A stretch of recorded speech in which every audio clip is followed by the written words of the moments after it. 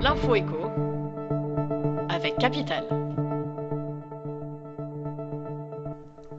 L'info pratique du jour concerne votre contrat d'assurance vie. La loi Pacte de 2019 permet en théorie de changer de contrat chez un même assureur sans perdre ses avantages fiscaux.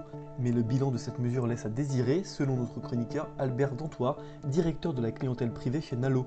Cette transférabilité interne, prévue par exemple pour changer de courtier ou de conseiller en gestion de patrimoine et bénéficier d'une offre ou d'un conseil plus adapté à ses besoins, n'est toujours pas appliquée. La faute à la non-réglementation de cette nouveauté qui pénalise fortement les intérêts des épargnants. Notre chroniqueur demande la mise en place d'un cadre réglementaire permettant des procédures de transfert enfin fluides et harmonisées. Le coup de gueule du jour est poussé par les emprunteurs. Le ministère de l'économie et des finances avait assoupli les conditions d'emprunt en fin d'année 2020 en augmentant le taux d'endettement autorisé de 33 à 35%. Sauf qu'entre-temps, Bercy a encore changé la donne. Dans une note publiée en janvier, l'exécutif a ainsi précisé que ce fameux taux d'endettement doit désormais obligatoirement prendre en compte le capital emprunté, les intérêts, mais aussi le coût de l'assurance. Une bien mauvaise nouvelle pour beaucoup de ménages dont la capacité d'emprunt risque d'être sapée.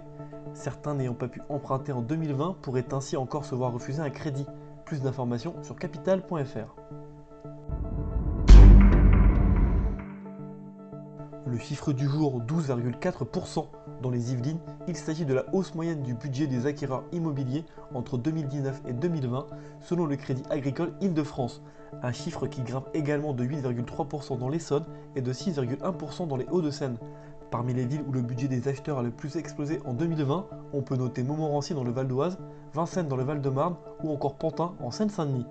Découvrez dans notre article les évolutions des budgets moyens des acheteurs dans les 5 villes les plus convoitées de chaque département francilien. Et on termine par cette mauvaise nouvelle pour près de 40 000 personnes inscrites à Pôle emploi. Elles vont devoir rembourser un trop-plein perçu de la part de l'administration. En raison de dysfonctionnements, elles ont touché par erreur la prime de 900 € destinée aux salariés précaires qui enchaînent contrats courts et périodes de chômage. Une situation dénoncée par la CFDT et FO qui ont lancé un appel à la clémence. Mais les syndicats n'ont pas été entendus et Pôle emploi va réclamer cette somme aux personnes qui n'auraient pas dû la toucher. L'administration n'a pas confirmé le nombre de personnes concernées. Elle précise toutefois que les demandes de contestation du remboursement seront étudiées au cas par cas. C'était l'info écho avec Capital.